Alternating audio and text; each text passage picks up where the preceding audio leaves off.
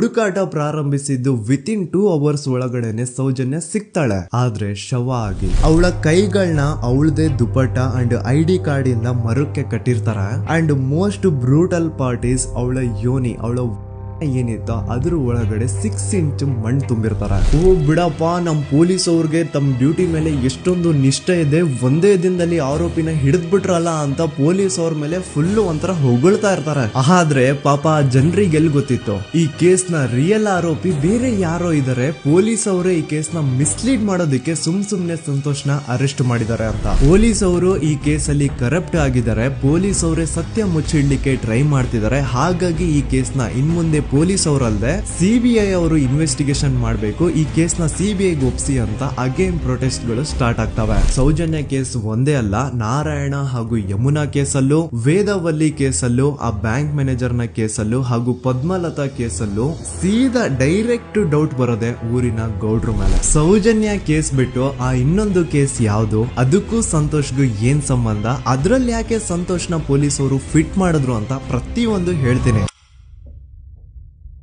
ನಾನು ಈ ಚಾನೆಲ್ ನ ಸ್ಟಾರ್ಟ್ ಮಾಡಿದಾಗಿಂದ one of the most requested video ಬಂದು ಸೌಜನ್ಯ ಕೇಸ್ ಬಗ್ಗೆ. ಸರಿ, ನಮ್ ದೂತ ಸಭೆಯ ಪ್ರಜೆಗಳು ಇಷ್ಟೊಂದು ಕೇಳ್ತಿದಾರಲ್ಲ, ಈ ಒಂದು ಕೇಸ್ ಬಗ್ಗೆ ವಿಡಿಯೋ ಮಾಡುವ ಅಂತ ಸೌಜನ್ಯ ಕೇಸ್ ಬಗ್ಗೆ ನಾನು ರಿಸರ್ಚ್ ಸ್ಟಾರ್ಟ್ ಮಾಡಿದೆ. ಅಂಡ್ ಟ್ರಸ್ಟ್ ಮೀ, ಎಷ್ಟೊಂದು ಕಾಂಪ್ಲೆಕ್ಸ್ ಈ ಒಂದು ಕೇಸ್ ಇದೆ ಅಂತಂದ್ರೆ ನನ್ ತಲೆನೇ ಕೆಟ್ಬಿಡ್ತು. ಬಟ್ ಡೋಂಟ್ ವರಿ, ನಿಮ್ಗಂತೂ ಪ್ರತಿ ಒಂದನ್ನ ತುಂಬಾ ಸಿಂಪಲ್ ಆಗಿ ಅರ್ಥ ಮಾಡಿಸ್ತೇನೆ. ಅನ್ಕೊಳ್ಳಿ, ಒಂದು ಊರು, ಆ ಊರಲ್ಲಿ ಒಂದು ಗೌಡ್ರ ಕುಟುಂಬ ಇದೆ. ಅಂಡ್ ಆ ಗೌಡ್ರ ಕುಟುಂಬ ತುಂಬಾನೇ ಪವರ್ಫುಲ್, ಲೈಕ್ ನಾವು ಮೂವೀಸ್ ಅಲ್ಲಿ ನೋಡ್ತೀವಿ ಹಂಗೆ. ಸೊ ಗೌಡ್ರ ಊರು ಬಂದು ಧರ್ಮಸ್ಥಳ ಅಂತ. ಆ ಒಂದು ಊರಲ್ಲಿ ಇವ್ರಿಗೆ ಸಖತ್ ಕಂಟ್ರೋಲ್ ಇರುತ್ತೆ. ಈವನ್ ಅದೇ ಒಂದು ರೀಜನ್ ಅಲ್ಲಿ ಇರುವಂತಹ ಒಂದು ತುಂಬಾನೇ ಪಾಪ್ಯುಲರ್ ದೇವಸ್ಥಾನನು ಸಹ ಇವರೇ ಕಂಟ್ರೋಲ್ ಮಾಡ್ತಿರ್ತಾರ. ಆ ಒಂದು ದೇವಸ್ಥಾನ ಇಂದ ಈ ಗೌಡ್ರ ಕುಟುಂಬಕ್ಕೆ ಎಷ್ಟೊಂದು ದುಡ್ಡು ಬರ್ತಾ ಇರುತ್ತೆ ಅಂತಂದ್ರೆ, ಅದೇ ದುಡ್ಡಲ್ಲಿ ಇವರು ಬೇಜನ್ ಪ್ರೈವೇಟ್ ಪ್ರೈಮರಿ ಅಂಡ್ ಹೈಸ್ಕೂಲ್ಸ್ ನ ಸ್ಥಾಪನೆ ಮಾಡಿರ್ತಾರೆ, ಬೇಜನ್ ಪ್ರೈವೇಟ್ ಮೆಡಿಕಲ್ ಕಾಲೇಜಸ್ ಇರ್ತವೆ, ಅಂಡ್ ಬೇಜನ್ ಪ್ರೈವೇಟ್ ದೊಡ್ಡ ದೊಡ್ಡ ಹಾಸ್ಪಿಟಲ್ಸ್ ಇರ್ತವೆ. ಒಟ್ಟಲ್ಲಿ ಹೇಳ್ಬೇಕು ಅಂತಂದ್ರೆ ದುಡ್ಡಿನ ಸುರಿಮಳೆ ಇವ್ರಿಗೆ. ನೋಡಿ, ನಮ್ಮ ಭಾರತ ದೇಶದಲ್ಲಿ ಒಂದು ಕಾನೂನು ಇದೆ,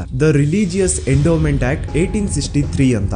ಬೇಸಿಕಲಿ ಈ ಒಂದು ಕಾನೂನು ಏನ್ ಹೇಳುತ್ತೆ ಅಂತಂದ್ರೆ, ಭಾರತದಲ್ಲಿ ಯಾವ್ದೆಲ್ಲ ಹಿಂದೂ ಟೆಂಪಲ್ಸ್ ಇದಾವೋ ಅವೆಲ್ಲ ಗವರ್ಮೆಂಟ್ ಪ್ರಾಪರ್ಟಿ. ಆ ಹಿಂದೂ ಟೆಂಪಲ್ಸ್ ನ ಮ್ಯಾನೇಜ್ಮೆಂಟ್ ಎಲ್ಲ ಗವರ್ಮೆಂಟ್ ಕೈಗೆ ಹೋಗಿ ಗವರ್ಮೆಂಟ್ ಡಿಸೈಡ್ ಮಾಡುತ್ತೆ ಆ ಮ್ಯಾನೇಜ್ಮೆಂಟ್ ಅಲ್ಲಿ ಯಾರ್ ಕೆಲ್ಸಕ್ಕೆ ಇರಬೇಕು, ಯಾರ್ ಕೆಲ್ಸಕ್ಕೆ ಇರಬಾರ್ದು, ಅಂಡ್ ಆ ಟೆಂಪಲ್ ಇಂದ ಬರ್ತಿರುವಂತಹ ಡೊನೇಷನ್ ಅಮೌಂಟ್ ನ ಏನ್ ಮಾಡ್ಬೇಕು ಅಂತ. ಸೊ ಈ ಒಂದು ಕಾನೂನಿನ ಪ್ರಕಾರ ಗವರ್ಮೆಂಟ್ ಇಂಡಿಯಾದಲ್ಲಿ ಇರುವಂತಹ ಆಲ್ಮೋಸ್ಟ್ ಎಲ್ಲಾ ಹಿಂದೂ ಟೆಂಪಲ್ಸ್ ನ ತನ್ನ ಕಂಟ್ರೋಲ್ ಅಲ್ಲಿ ತಗೋತಾ ಇರ್ಬೇಕಾದ್ರೆ ಗವರ್ಮೆಂಟ್ ಅಫಿಷಿಯಲ್ಸ್ ಧರ್ಮಸ್ಥಳ ಶ್ರೀ ಮಂಜುನಾಥ ದೇವಸ್ಥಾನಕ್ಕೂ ರೀಚ್ ಔಟ್ ಮಾಡ್ತಾರೆ. ಅಂಡ್ ಆಗ ಇಷ್ಟು ದಿನ ಟೆಂಪಲ್ ನ ಕಂಟ್ರೋಲ್ ಮಾಡ್ತಿದ್ದಂತಹ ಆ ಗೌಡ್ರ ಕುಟುಂಬ ಏನ್ ಹೇಳುತ್ತೆ ಗೊತ್ತಾ, ಇಲ್ಲ ಇದು ಹಿಂದೂ ಟೆಂಪಲ್ ಅಲ್ಲ, ಇದು ಜೈನ್ ಫ್ಯಾಮಿಲಿಗೆ ಬಿಲಾಂಗ್ ಮಾಡುವಂತಹ ಒಂದು ಪ್ರೈವೇಟ್ ಟೆಂಪಲ್ ಅಂತ ಹೇಳ್ತಾರೆ. ನಾನ್ ಇಷ್ಟು ದಿನ ಧರ್ಮಸ್ಥಳ ಶ್ರೀ ಮಂಜುನಾಥ ದೇವಸ್ಥಾನ ಒಂದು ಹಿಂದೂ ಟೆಂಪಲ್ ಅಂತ ಅನ್ಕೊಂಡಿದ್ದೆ, ಆದ್ರೆ ಈಗಷ್ಟೇ ನನ್ಗೂ ಗೊತ್ತಾಗಿದ್ದು ಇದು ಹಿಂದೂ ಟೆಂಪಲ್ ಅಲ್ಲ, ಇದು ಒಂದು ಜೈನ್ ಫ್ಯಾಮಿಲಿಗೆ ಬಿಲಾಂಗ್ ಮಾಡುವಂತಹ ಪ್ರೈವೇಟ್ ಜೈನ್ ಟೆಂಪಲ್ ಅಂತ.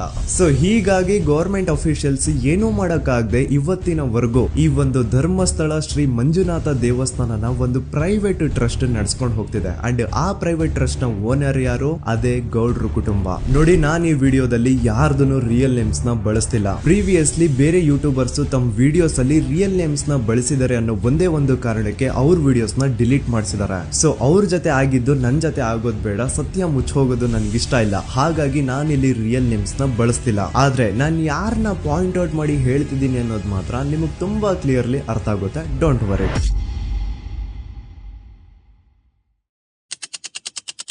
ದಿನಾಂಕ 9/10/2012. A very normal day for everyone except Sowjanya. Dharmasthala ಹತ್ರ ಇರುವಂತಹ ಪಂಗಳ್ ಅನ್ನೋ ಒಂದು ಸಣ್ಣ ಹಳ್ಳಿಗೆ ಬಿಲಾಂಗ್ ಮಾಡುವಂತಹ ಸೌಜನ್ಯ ತುಂಬಾನೇ ಒಳ್ಳೆ ಹುಡುಗಿ. SDM ಕಾಲೇಜ್ ಆಫ್ ಉಜ್ರಿಯಲ್ಲಿ 2nd PUC ಓದ್ತಿದ್ದಂತಹ ಇವಳು ತುಂಬಾನೇ ಬ್ರೈಟ್ ಸ್ಟೂಡೆಂಟ್ ಕೂಡ. ಸೊ ಒಂದು ದಿನ ಅಂದ್ರೆ 9 ಅಕ್ಟೋಬರ್ 2012 ಬೆಳಿಗ್ಗೆ 7:30-8 ಗಂಟೆ ಹಾಗೆ ಆಸ್ ಯೂಶುವಲ್ ತನ್ನ ಕಾಲೇಜ್ ಹೋಗೋದಕ್ಕೆ ರೆಡಿ ಆಗ್ತಿರ್ತಾಳೆ. ಅವತ್ತು ಮಂಗಳವಾರದ ದಿನ ಅಂಡ್ ಅವತ್ತು ಲೋಕಲ್ ಫೆಸ್ಟಿವಲ್ ಬೇರೆ ಇರುತ್ತೆ, ಹೊಸ ಅಕ್ಕಿ ಅಂತ. ಈ ಒಂದು ಲೋಕಲ್ ಫೆಸ್ಟಿವಲ್ ದಿನ ಮನೆ ಒಳಗಡೆ ಏನೇ ಅಡುಗೆ ಮಾಡಿದ್ರು ಹೊಸ ಅಕ್ಕಿನೇ ಬಳಸಬೇಕು. ಸೊ ಹೊಸ ಅಕ್ಕಿ ತಂದು ಬ್ರೇಕ್ಫಾಸ್ಟ್ ನ ರೆಡಿ ಮಾಡೋಷ್ಟ್ರಲ್ಲಿ ಸೌಜನ್ಯ ಅವ್ರ ತಾಯಿ ತುಂಬಾ ಲೇಟ್ ಮಾಡ್ತಾರೆ. ಸೊ ಕಾಲೇಜ್ಗೆ ಲೇಟ್ ಆಗ್ತಿದೆ ಅಂತ ಈ ಸೌಜನ್ಯ ಟಿಫಿನ್ ಸಹ ಮಾಡದೆ ಹಾಗೆ ಹೋಗ್ತಾಳೆ. ಅವಳ ತಲೆಯಲ್ಲಿ ಏನಿತ್ತು ಅಂತಂದ್ರೆ, ಹೆಂಗೋ ಇವತ್ತು ಲೋಕಲ್ ಫೆಸ್ಟಿವಲ್ ಬೇರೆ ಇದೆ, ಹಾಗಾಗಿ ಮೇ ಬಿ ಕಾಲೇಜು ಬೇಗ ಬಿಡ್ಬೋದು, ಸೊ ಮಧ್ಯಾಹ್ನ ಡೈರೆಕ್ಟ್ ಮನೆಗೆ ಬಂದು ಊಟ ಬಿಡು ಅಂತ ಅವಳು ಅನ್ಕೊಂಡಿರ್ತಾಳೆ. ಆದ್ರೆ ಕಾಲೇಜ್ ಹೋಗಾದ್ಮೇಲೆ ಗೊತ್ತಾಗುತ್ತೆ ಅವತ್ತು ಅವಳಿಗೆ ಸ್ಪೆಷಲ್ ಕ್ಲಾಸಸ್ ಬೇರೆ ಇದೆ ಅಂತ. ಸೌಜನ್ಯ ಬ್ರೇಕ್ಫಾಸ್ಟ್ ಕೂಡ ಮಾಡಿರಲ್ಲ ಅಂಡ್ ಲಂಚ್ ಬಾಕ್ಸ್ ಕೂಡ ತಂದಿರಲ್ಲ. ಹಾಗಾಗಿ ಲಂಚ್ ಟೈಮ್ ಅಲ್ಲಿ ಸೌಜನ್ಯನ ಒಬ್ಳು ಫ್ರೆಂಡ್ ಜಾನ್ವಿ ತಾನ್ ತಂದಿರುವಂತಹ ಲಂಚ್ ಬಾಕ್ಸ್ ಅಲ್ಲಿ ಒಂದಿಷ್ಟು ಲಂಚ್ ನ ಆಫರ್ ಮಾಡ್ತಾಳೆ. ಆದ್ರೆ ಸೌಜನ್ಯ ಪರವಾಗಿಲ್ಲ ನೀನ್ ತಿನ್ನು, ನಾನ್ ಮನೆಗೆ ಹೋಗ್ಬಿಟ್ಟು ಊಟ ಮಾಡ್ಕೊಂತೀನಿ ಅಂತ ಹೇಳ್ತಾಳೆ. ಸುಮಾರು ಮಧ್ಯಾಹ್ನದ 3:45ಕ್ಕೆ ಕಾಲೇಜ್ ಬಿಡುತ್ತೆ. ಸೌಜನ್ಯ ಕಾಲೇಜ್ ಇಂದ ಬಸ್ ಅಲ್ಲಿ ಬಂದು ನೇತ್ರಾವತಿ ಬಸ್ ಸ್ಟಾಪ್ ಹತ್ರ ಇಳ್ಕೋತಾಳೆ. ಅವಳ ಜೊತೆ ಅವಳ ಕ್ಲಾಸ್ ಮೇಟ್ಸ್ ಅಂಡ್ ಫ್ರೆಂಡ್ಸ್ ಎಲ್ಲ ಇರ್ತಾರೆ. ಸೊ ಅವ್ರಿಗೆಲ್ಲ ಬಾಯ್ ಹೇಳ್ಬಿಟ್ಟು ಸೌಜನ್ಯ ತನ್ನ ಮನೆ ಕಡೆಗೆ ಹೊರಡ್ತಾಳೆ. ನೇತ್ರಾವತಿ ಬಸ್ ಸ್ಟಾಪ್ ಇಂದ ಸೌಜನ್ಯ ಮನೆಗೆ 20 ಮಿನಿಟ್ಸ್ ನ ವಾಕ್ ಇರುತ್ತೆ. ಮ್ಯಾಕ್ಸ್ ಟು ಮ್ಯಾಕ್ಸ್ 30 ಮಿನಿಟ್ ಹಿಡಿಬಹುದು. ಸೊ ಸೌಜನ್ಯ ನಡ್ಕೊಂಡು ಮನೆ ಕಡೆಗೆ ಹೋಗ್ತಾ ಇರ್ತಾಳೆ. ಒಂದ್ ಸ್ವಲ್ಪ ದೂರದಲ್ಲಿ ಪ್ರಕೃತಿ ಹಾಸ್ಪಿಟಲ್ ಅಂತ ಒಂದಿರುತ್ತೆ. ಅಲ್ಲಿನ ಸೆಕ್ಯೂರಿಟಿ ಗಾರ್ಡ್ ಸೌಜನ್ಯ ನಡ್ಕೊಂಡು ಹೋಗ್ತಾ ಇರೋದನ್ನ ನೋಡ್ತಾನೆ ಕೂಡ. ನಂತರ ಸೌಜನ್ಯ ಒಂದು 10 ನಿಮಿಷ ಹಂಗೆ ಮುಂದೆ ನಡ್ಕೊಂಡು ಹೋಗಾದ್ಮೇಲೆ ಸೌಜನ್ಯಗೆ ತನ್ನ ಮಾವ ಸಿಗ್ತಾರೆ. ಅವರು ಸೌಜನ್ಯನ ನೋಡಿ ಮಾತಾಡಿಸ್ತಾರೆ. ಯಾಕಮ್ಮ ಕಾಲೇಜಿಂದ ಇಷ್ಟು ಲೇಟ್ ಬರ್ತಿದ್ಯಾ ಅಂತ ಕೇಳ್ತಾರೆ. ಆಗ ಸೌಜನ್ಯ ಇಲ್ಲ ಮಾವ, ಕಾಲೇಜಲ್ಲಿ ಸ್ಪೆಷಲ್ ಕ್ಲಾಸ್ ಇತ್ತು ಹಾಗಾಗಿ ಲೇಟ್ ಆಗ್ಬಿಡ್ತು ಅಂತ ಹೇಳಿ ಒಂದೆರಡು ಮಾತಾಡಿಸಿ ನಂತರ ತನ್ನ ಮನೆ ಕಡೆ ತಾನು ಹೊರಡ್ತಾಳೆ. ಈಗ ಆ ಒಂದು ಪಾಯಿಂಟ್ ಇಂದ ಸೌಜನ್ಯಗೆ ತನ್ನ ಮನೆ ಹೋಗ್ಲಿಕ್ಕೆ 10 ನಿಮಿಷ ಬೇಕು. ಮ್ಯಾಕ್ಸ್ ಟು ಮ್ಯಾಕ್ಸ್ 20 ಮಿನಿಟ್ ಅನ್ಕೊಳ್ಳಿ. 3:45ಕ್ಕೆ ಕಾಲೇಜ್ ಬಿಟ್ರೆ ಅರೌಂಡ್ 4:30ಗೆ ಮನೇಲಿ ಇರ್ಬೇಕಾಗಿದ್ದು ಹುಡುಗಿ 6:30 ಗಂಟೆ ಆಗಿದ್ರು ಮನೆಗೆ ಸೇರಿರಲ್ಲ. ಸೊ ಮನೇಲಿ ಸೌಜನ್ಯ ಅವ್ರ ತಾಯಿಗೆ ಟೆನ್ಷನ್ ಸ್ಟಾರ್ಟ್ ಆಗುತ್ತೆ. ಏನಪ್ಪಾ ಈ ಹುಡುಗಿ ಎಷ್ಟೊತ್ತಾದ್ರೂ ಇನ್ನು ಮನೆಗ್ ಬಂದಿಲ್ವಲ್ಲ ಅಂತ. ಸೊ ಅವ್ರೇನ್ ಮಾಡ್ತಾರೆ, ಸೌಜನ್ಯ ಅವ್ರ ತಂದೆ ಕಾಲ್ ಮಾಡ್ಬಿಟ್ಟು ರೀ ಹಿಂಗೆ 3:30-4 ಗಂಟೆಗೆ ಕಾಲೇಜ್ ಇಂದ ಮನೆಗ್ ಬರ್ತಿದ್ದಿದ್ ನಮ್ ಹುಡುಗಿ ಇವತ್ತು 7 ಗಂಟೆ ಆದ್ರೂ ಇನ್ನು ಮನೆಗ್ ಬಂದಿಲ್ಲ, ನೀವು ಸ್ವಲ್ಪ ಬೇಗ ಮನೆಗ್ ಬಂದು ವಿಚಾರಿಸಿ ಅಂತ ಗಾಬ್ರಿಲಿ ಹೇಳ್ತಾರೆ. ಸರಿ ಅಂತ ಸೌಜನ್ಯ ಅವ್ರ ತಂದೆ ಮನೆಗ್ ಬಂದ್ಬಿಟ್ಟು ಸೌಜನ್ಯನ ಫ್ರೆಂಡ್ಸ್ ಕ್ಲಾಸ್ ಮೇಟ್ಸ್ ಯಾರ್ದೆಲ್ಲ ಅವ್ರ ಹತ್ರ ನಂಬರ್ ಇರುತ್ತೋ ಅವ್ರಿಗೆಲ್ಲ ಕಾಲ್ ಮಾಡ್ಬಿಟ್ಟು ಸೌಜನ್ಯ ಬಗ್ಗೆ ಕೇಳ್ತಾರೆ.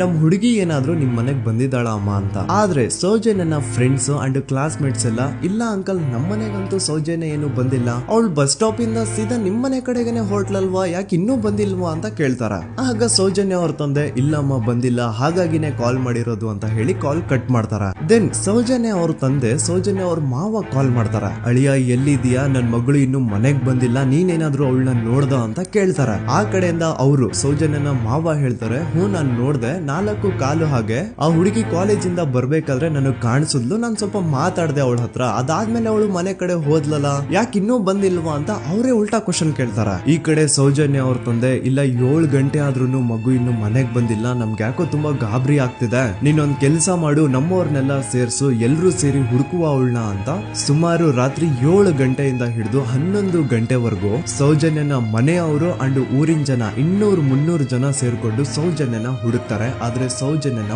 ಒಂದು ಸುಳಿವು ಸಿಗಲ್ಲ. ಸೊ ಕೊನೆಗೆ ಸಹಾಯ ಕೇಳ್ತಾ ರಾತ್ರಿ 11 ಗಂಟೆ ಹಾಗೆ ಸೌಜನ್ಯನ ತಂದೆ ತಾಯಿ ಅಂಡ್ ಊರಿನ ಜನ ಎಲ್ಲ ಬೆಳ್ತಂಗಡಿ ಪೊಲೀಸ್ ಸ್ಟೇಷನ್ ಹತ್ರ ಹೋಗ್ತಾರ. ಅಲ್ಲಿ ಪೊಲೀಸ್ ಅವ್ರ ಹತ್ರ ಕಾಲೇಜ್ ಹೋಗಿದ್ ನಮ್ ಹುಡುಗಿ ಇಷ್ಟೊತ್ತಾದ್ರೂ ಇನ್ನು ಮನೆಗ್ ಬಂದಿಲ್ಲ, ಎಷ್ಟು ಹುಡುಕಿದ್ರು ಸಿಗ್ತಾ ಇಲ್ಲ, ಸೊ ಪ್ಲೀಸ್ ಒಂದು ಮಿಸ್ಸಿಂಗ್ ರಿಪೋರ್ಟ್ ನ ಫೈಲ್ ಮಾಡಿ ನಮ್ ಹುಡುಗಿನ ಹುಡುಕೊಡಿ ಅಂತ ಕೇಳ್ಕೊತಾರ.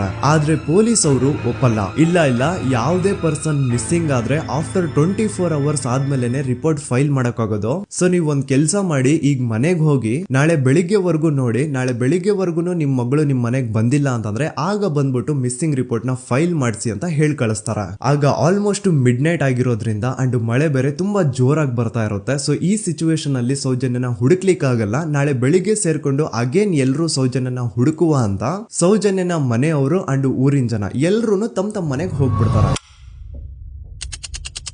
ನೆಕ್ಸ್ಟ್ ದಿನ ಅಂದ್ರೆ 10 ಅಕ್ಟೋಬರ್ 2012 ಬುಧವಾರದ ದಿನ ಬೆಳಿಗ್ಗೆ 10 ಗಂಟೆ ಹಾಗೆ ಸೌಜನ್ಯನ ಮನೆಯವರು ಅಂಡ್ ಊರಿನ 200-300 ಜನ ಸೇರ್ಕೊಂಡು ಅಗೇನ್ ಸೌಜನ್ಯಗೋಸ್ಕರ ಹುಡುಕಾಟ ಸ್ಟಾರ್ಟ್ ಮಾಡ್ತಾರ. ಹುಡುಕಾಟ ಪ್ರಾರಂಭಿಸಿದ್ದು ವಿತಿನ್ 2 ಅವರ್ಸ್ ಒಳಗಡೆನೆ ಸೌಜನ್ಯ ಸಿಗ್ತಾಳೆ. ಆದ್ರೆ ಶವ ಆಗಿ ಆ 200-300 ಊರಿನ ಜನ ಎಲ್ಲ ಸೇರ್ಕೊಂಡು ಏನ್ ಸೌಜನ್ಯನ ಹುಡುಕ್ತಾ ಇದ್ರು ಅದರಲ್ಲಿ ಯಾರೋ ಒಬ್ರಿಗೆ ಸೌಜನ್ಯನ ಮನೆಯಿಂದ ಕೇವಲ 10 ನಿಮಿಷ ದೂರದಲ್ಲಿರುವಂತಹ ಒಂದು ಹಳ್ಳನ ದಡದಲ್ಲಿ ಸೌಜನ್ಯನ ಮೃತದೇಹ ಸಿಗುತ್ತಾ.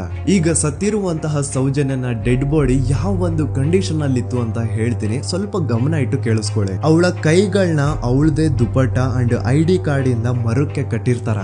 ಅವಳ ಬಾಡಿ ಎಲ್ಲ ನೇಕೆಡ್ ಇರುತ್ತೆ, ಮೈ ಮೇಲೆ ಸರಿಯಾದ ಬಟ್ಟೆ ಇರಲ್ಲ, ಮೈ ಮೇಲೆ ಮಲ್ಟಿಪಲ್ ಕಟ್ ಮಾರ್ಕ್ಸ್ ಇರುತ್ತೆ, ತುಂಬಾ ಜೋರಾಗಿ ಹೊಡೆದಿರುವಂತಹ ಗಾಯಗಳು ಮೈ ಮೇಲೆ ಎದ್ದು ಕಾಣಿಸ್ತಿರ್ತವೆ. ಅವಳ ರಿಪ್ಸ್ ಎದೆ ಭಾಗದ ಮೂಳೆಗಳೆಲ್ಲ ಮುರಿದು ಹೋಗ್ಬಿಟ್ಟಿರ್ತವೆ. And most brutal part is ಅವಳ ಯೋನಿ, ಅವಳ ಏನಿತ್ತೋ ಅದ್ರ ಒಳಗಡೆ 6 ಇಂಚ್ ಮಣ್ಣು ತುಂಬಿರ್ತಾರೆ. ಆ ಬಾಡಿ ಕಂಡೀಷನ್ ನ ನೋಡಿದಾದ್ಮೇಲೆ ಒಂದಂತೂ ತುಂಬಾ ಕ್ಲಿಯರ್ ಆಗಿ ಅರ್ಥ ಆಗುತ್ತೆ, ಅವಳನ್ನ ಯಾರೋ ತುಂಬಾ ಫೋರ್ಸ್ಫುಲಿ ಮಾಡಿ ನಂತರ ನಿರ್ದಯವಾಗಿ ಸಾಯಿಸಿದ್ದಾರೆ ಅಂತ. ಇಲ್ಲಿ ಕ್ರಿಮಿನಲ್ಸ್ ನ ಬುದ್ಧಿವಂತಿಕೆ ನೋಡಿ ಪೊಲೀಸ್ ಅವ್ರಿಗೆ ಏನೂ ಸುಳಿವು ಸಿಗ್ಬಾರ್ದು ಅಂತ ಅವಳ ಯೋನಿ ಒಳಗಡೆ 6 ಇಂಚ್ ಅಷ್ಟು ಮಣ್ಣು ತುಂಬ ಹೋಗಿರ್ತಾರೆ. ಸೊ ದೆನ್ ಪೊಲೀಸ್ ಅವ್ರಿಗೆ ವಿಷಯ ಗೊತ್ತಾಗುತ್ತೆ. ಅವರು ಸ್ಪಾಟ್ ಗೆ ಬಂದು ಸೌಜನ್ಯನ ಬಾಡಿನ ರಿಕವರ್ ಮಾಡಿ ಆ ಒಂದು ಸ್ಪಾಟ್ ನ ಕಂಪ್ಲೀಟ್ ಸೀಸ್ ಮಾಡ್ತಾರೆ. ಒಬ್ಳು ಸಾಮಾನ್ಯ ಮಿಡಲ್ ಕ್ಲಾಸ್ ಹುಡುಗಿ, ಒಬ್ಳು ವೆರಿ ಬ್ರೈಟ್ ಸ್ಟೂಡೆಂಟ್ ನ ಈ ಮಟ್ಟಿಗೆ ಇಷ್ಟು ನಿರ್ದಯವಾಗಿ ಸಾಯಿಸಿರೋದು ಯಾರು? ಇನ್ ಕೇಸ್ ಏನಾದ್ರೂ ಈ ಕ್ರೈಮ್ ಮಾಡಿದವನು ಸಿಕ್ಕಿ ಬಿದ್ರೆ ಅವನ್ನ ಸುಮ್ನೆ ಬಿಡಬಾರ್ದು ಅಂತ ಜನ ಆಕ್ರೋಶ ವ್ಯಕ್ತಪಡಿಸ್ತಾರೆ. ಅಂಡ್ ಗೆಸ್ ವಾಟ್, ನಮ್ ಪೊಲೀಸ್ ಅವರು ಇಷ್ಟೊಂದು ಫಾಸ್ಟ್ ಆಗಿ ಇನ್ವೆಸ್ಟಿಗೇಷನ್ ಕಂಪ್ಲೀಟ್ ಮಾಡ್ತಾರೆ ಅಂತ ನಾನಂತೂ ಎಕ್ಸ್ಪೆಕ್ಟ್ ಮಾಡಿರ್ಲಿಲ್ಲ. ಅಂಡ್ ಈವನ್ ಈ ಒಂದು ವಿಷಯದಿಂದ ಊರಿನ ಜನನು ಶಾಕ್ ಆಗ್ತಾರೆ. ಸೌಜನ್ಯ ಬಾಡಿ ಸಿಕ್ಕಿದ್ದ ನೆಕ್ಸ್ಟ್ ದಿನ ಅಂದ್ರೆ 11 ಅಕ್ಟೋಬರ್ 2012 ಸಂಜೆ 5 ಗಂಟೆ ಹಾಗೆ ಯಾರು ಸೌಜನ್ಯನ ಪಂಡು ಮರ್ಡರ್ ಮಾಡಿದ್ನೋ ಆ ಕ್ರಿಮಿನಲ್ ಕೂಡ ಸಿಕ್ಕಿ ಬೀಳ್ತಾನೆ. ಈಗ ನೀವು ಥಿಂಕ್ ಮಾಡ್ಬೋದು, ಸೌಜನ್ಯನ ಯಾರು ಮರ್ಡರ್ ಮಾಡಿದ್ರು ಅಂಡ್ ಯಾರ ಕ್ರೈಮ್ ನ ಮಾಡಿದ್ರು ಅವನು ನೆಕ್ಸ್ಟ್ ದಿನಾನೇ ಸಿಕ್ಕಿ ಬಿದ್ದ. ಹಾಗಿದ್ರೆ ಈ ಕೇಸ್ ಯಾವಾಗ್ಲೂ ಕ್ಲೋಸ್ ಆಗ್ಬಿಡ್ಬೇಕಿತ್ತು. ಆದ್ರೂ ಸ್ಟಿಲ್ ಇವತ್ತಿನ ದಿನವರೆಗೂ ಯಾಕೆ ಈ ಕೇಸ್ ಪದೇ ಪದೇ ನ್ಯೂಸ್ ಅಲ್ಲಿ ಬರುತ್ತೆ ಅಂದ್ರೆ, ನಮ್ ದೂತ ಸಭೆಯ ಪ್ರಜೆಗಳೇ ರೆಡಿ ಆಗಿ, ಆರೋಪಿ ಸಿಕ್ಕಾದ್ಮೇಲೆ ಈ ಕೇಸು ಕ್ಲೋಸ್ ಆಗಿಲ್ಲ. ಆಕ್ಚುಲಿ ಈ ಕೇಸು ಓಪನ್ ಆಗಿದ್ದೆ ಈಗ. ನೋಡಿ, ಸೌಜನ್ಯನ ಬಾಡಿ ಸಿಕ್ಕಿದ್ದು ನೆಕ್ಸ್ಟ್ ದಿನ ಅಂದ್ರೆ 11 ಅಕ್ಟೋಬರ್ 2012. PSI ಯೋಗೇಶ್ ಅವರು ಯಾರನ್ನ ಈ ಕೇಸಲ್ಲಿ ಅರೆಸ್ಟ್ ಮಾಡಿದ್ರು ಅಂದ್ರೆ ಆತನ ಹೆಸರು ಬಂದು ಸಂತೋಷ್ ರಾವ್. 28-29 ವಯಸ್ಸಿರುವಂತಹ Santosh Rao first of all ಧರ್ಮಸ್ಥಳದವನ್ ಅಲ್ವೇ ಅಲ್ಲ, ಅವನು ಶೃಂಗೇರಿ ಅವನು. ಸಂತೋಷ್ ರಾವ್ ನ ತಂದೆ ಸ್ಕೂಲ್ ಟೀಚರ್ ಅಂಡ್ ತಾಯಿ ಹೌಸ್ ವೈಫ್. ಸಂತೋಷ್ ಮೊದ್ಲಿಂದನೂ ಒಂದ್ ಸ್ವಲ್ಪ ಮೆಂಟಲಿ ಇಲ್ಲಿರೋದ್ರಿಂದ ಅವನಿಗೆ ವಿದ್ಯೆ ಬರಹ ಅನ್ನೋದು ತಲೆಗೆ ಹೋಗಿರಲ್ಲ. ಹಾಗಾಗಿ ಅವನು ಶೃಂಗೇರಿಯಲ್ಲಿ ಒಂದು ಹೋಟೆಲ್ ಅಲ್ಲಿ ಕೆಲಸ ಮಾಡ್ತಿರ್ತಾನೆ. ಮೆಂಟಲಿ ಅನ್ಸ್ಟೇಬಲ್ ಇದ್ರೂ ಸಹ ಈತನಿಗೆ ದೇವ್ರ ಮೇಲೆ ಬಹಳ ನಂಬಿಕೆ ಇರುತ್ತೆ. ಹಾಗಾಗಿ ತಿಂಗಳಿಗೆ ಒಮ್ಮೆ ಆದ್ರೂ, ಅಟ್ಲೀಸ್ಟ್ 2 ತಿಂಗಳಿಗೆ ಒಮ್ಮೆ ಆದ್ರೂ ಈತ ಯಾವ್ದಾದ್ರು ಒಂದು ಪುಣ್ಯಕ್ಷೇತ್ರಕ್ಕೆ ವಿಸಿಟ್ ಮಾಡಿ ಬರ್ತಿರ್ತಾನೆ. ಹಾಗೇನೆ ಈ ಸತಿನೂ ಸಹ ಈತ ಧರ್ಮಸ್ಥಳಕ್ಕೆ ಬಂದಿರ್ತಾನೆ. ಇವನು ಧರ್ಮಸ್ಥಳಕ್ಕೆ ಬಂದಿದ್ದು ದಿನಾಂಕ 9 ಅಕ್ಟೋಬರ್ 2012. ಈ ದಿನಾಂಕನ ಸ್ವಲ್ಪ ನೋಟ್ ಮಾಡಿ ಇಟ್ಕೊಳ್ಳಿ, ಯಾಕಂತಂದ್ರೆ ಮುಂದೆ ಈ ಕೇಸಲ್ಲಿ ಇದೇ ಮೇಜರ್ ಟರ್ನಿಂಗ್ ಪಾಯಿಂಟ್. ಸೊ ಸೌಜನ್ಯನ ಡೆತ್ ಆಗಿಂತ ಒಂದು ದಿನ ಹಿಂದೆ ಧರ್ಮಸ್ಥಳಕ್ಕೆ ಬಂದಿರುವಂತಹ ಸಂತೋಷ್ ರಾವ್ಗೆ ಎಲ್ಲನೂ ಉಳ್ಕೊಳ್ಳಿಕ್ಕೆ ಹೋಟೆಲ್ ಅಲ್ಲಿ ಅಥವಾ ಲಾಡ್ಜ್ ಅಲ್ಲಿ ರೂಮ್ ಸಿಗಲ್ಲ.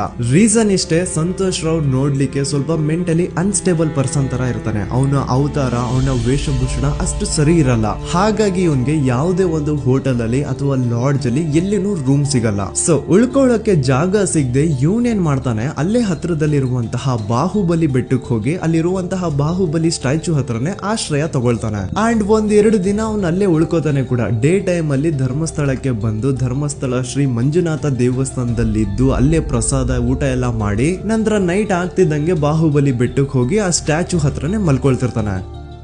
ಸೊ ಒಂದು ದಿನ ಅಂದ್ರೆ 11 ಅಕ್ಟೋಬರ್ 2012 ಸಂಜೆ 5 ಗಂಟೆ ಹಾಗೆ ಈ ಸಂತೋಷ್ ರಾವ್ ತನ್ನ ಪಾಡಿಗೆ ತಾನು ಆ ಬೆಟ್ಟದ ಮೇಲೆ ಕೂತ್ಕೊಂಡು ಸೀನರೀಸ್ ನ ಎಂಜಾಯ್ ಮಾಡ್ತಾ ಇರಬೇಕಾದ್ರೆ ಯಾರೋ ಅದೇ ಊರಿನ 5 ಜನ ಕಿಡಿಗೇಡಿಗಳು ಬಂದು ಇವನ್ ಹತ್ರ ಜಗಳ ತೆಗಿತಾರ.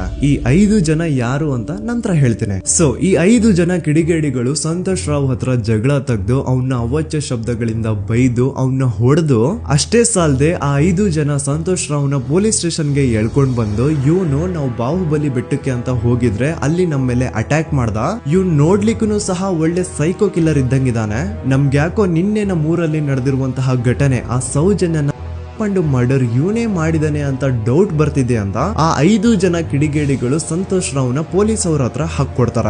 ಅಂಡ್ ಪೊಲೀಸ್ ಅವರು ಕೂಡ ಎಂತವ್ರು ನೋಡಿ, ಯಾರೋ 5 ಜನ ಕಿಡಿಗೇಡಿಗಳು ಬಂದು ಇವನೇ ಕೊಲೆ ಮಾಡಿದಾನೆ ಅಂತ ಹೇಳಿದ ತಕ್ಷಣ ಹಿಂದೆ ಮುಂದೆ ಕ್ರಾಸ್ ಚೆಕ್ ಮಾಡದೆ ಸಂತೋಷ್ ರಾವ್ನ ಅರೆಸ್ಟ್ ಮಾಡಿ ಸೌಜನ್ಯ ಕೇಸ್ ನ ಆರೋಪಿ ಸಿಕ್ಕಿದಾನೆ ಅಂತ ಎಲ್ಲಾ ಕಡೆ ಘೋಷಣೆ ಮಾಡ್ಬಿಡ್ತಾರ. ಜನರಿಗೆ ಈ ಕಡೆ ಒಂಥರ ನೆಮ್ಮದಿ, ಓ ಬಿಡಪ್ಪ ನಮ್ ಪೊಲೀಸ್ ಅವ್ರಿಗೆ ತಮ್ಮ ಡ್ಯೂಟಿ ಮೇಲೆ ಎಷ್ಟೊಂದು ನಿಷ್ಠೆ ಇದೆ, ಒಂದೇ ದಿನದಲ್ಲಿ ಆರೋಪಿನ ಹಿಡಿದ್ಬಿಟ್ರ ಅಂತ ಪೊಲೀಸ್ ಅವ್ರ ಮೇಲೆ ಫುಲ್ ಒಂಥರ ಹೊಗಳ್ತಾ ಇರ್ತಾರೆ.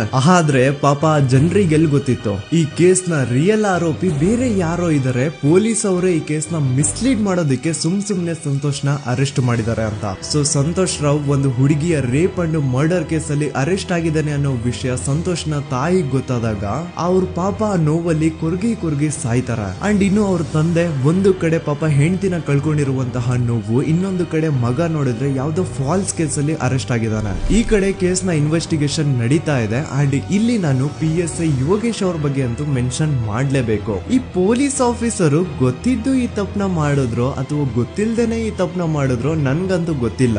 ಸೊ ಇವ್ರು ಏನ್ ಮಾಡ್ತಾರೆ ಅಂತಂದ್ರೆ ಸೌಜನ್ಯನ ಬಾಡಿನ ಪೋಸ್ಟ್ ಮಾರ್ಟಮ್ ಗೆ ಕಳಿಸಿದಾಗ ಡಾಕ್ಟರ್ಸ್ ಹಂಗೋ ಹಿಂಗೋ ಮಾಡಿ ಇಂದ ಕೆಲವೊಂದು ಸ್ಪಾಮ್ ನ ಸ್ಯಾಂಪಲ್ಸ್ ಕಲೆಕ್ಟ್ ಮಾಡ್ತಾರೆ. ಅದನ್ನ ಅವರು PSI ಯೋಗೇಶ್ ಗೆ ಕೊಟ್ಟು ಇದನ್ನ ವಿತ್ ಇನ್ 72 ಅವರ್ಸ್ ಒಳಗಡೆ ಇನ್ನೊಂದು ಲ್ಯಾಬ್ ಗೆ ಸಬ್ಮಿಟ್ ಮಾಡಿ ಅಂತ